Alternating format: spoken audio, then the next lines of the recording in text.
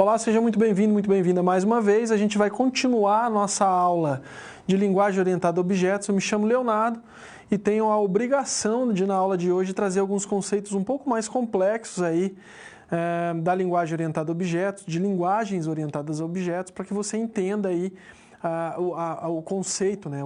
A partir dos conceitos que eu trago para você, a possibilidade de uso desses conceitos no contexto do trabalho, da programação, do desenvolvimento de software, tá? Então, para isso, eu vou trabalhar contigo ao longo da aula de hoje esses conceitos que eu pretendo trazer e mostrar para você na prática como funciona isso sendo utilizado, tá bom? Vamos lá para o slide?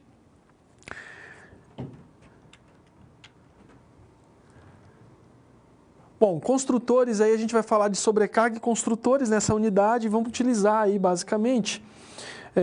Você vai entender o que são os construtores e sobreposição de métodos, tá? Esse aqui, sobreposição de métodos, eu inclusive tenho um exercíciozinho bem simples para você estudar na aula de hoje, tá?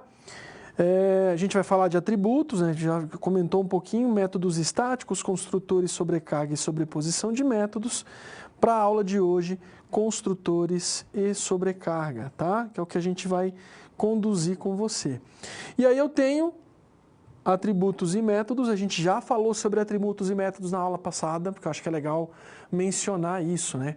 Então a gente já vem de um estudo de atributos e métodos, e eu acho que agora eu vou complementar esse conhecimento, esses conceitos, para que você entenda na prática, no contexto da programação, a utilização de atributos e métodos, tá? Vamos lá? Eu tenho aqui construtores, tá? Eu vou falar para você um pouquinho sobre conceitos de construtores, tá? Eu tenho sobrecarga, aqui está errado, sobrecarga e sobreposição de métodos. Como isso funciona? O que é sobrepor métodos, Léo?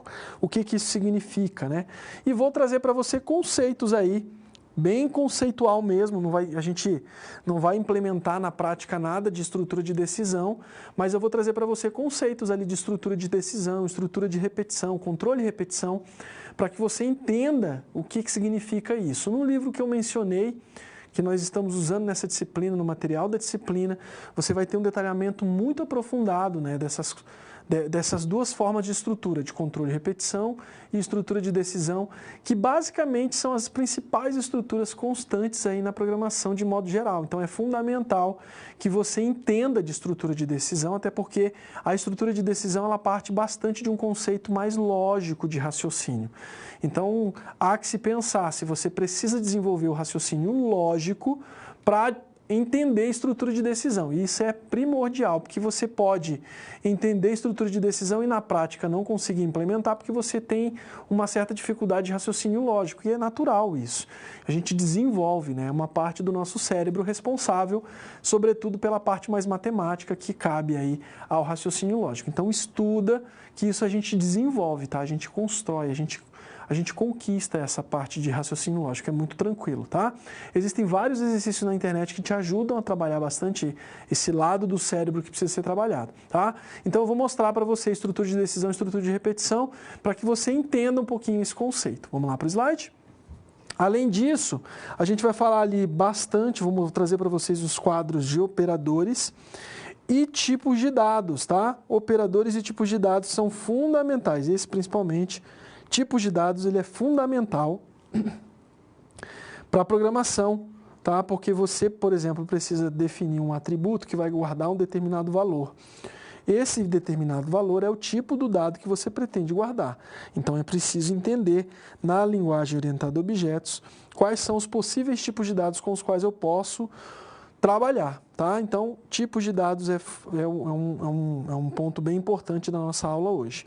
E para fechar ali, não menos importante, né, o conteúdo da nossa aula de hoje, a gente vai falar um pouquinho sobre reutilização de classes. Eu já mencionei com você sobre reutilização de classe, a gente tem aí o conceito de herança, então a gente vai, além da herança, claro, outras coisas, mas enfim, a reutilização de classe, que é o ponto alfa aí da orientação a objetos, tá bom? Vamos para o slide?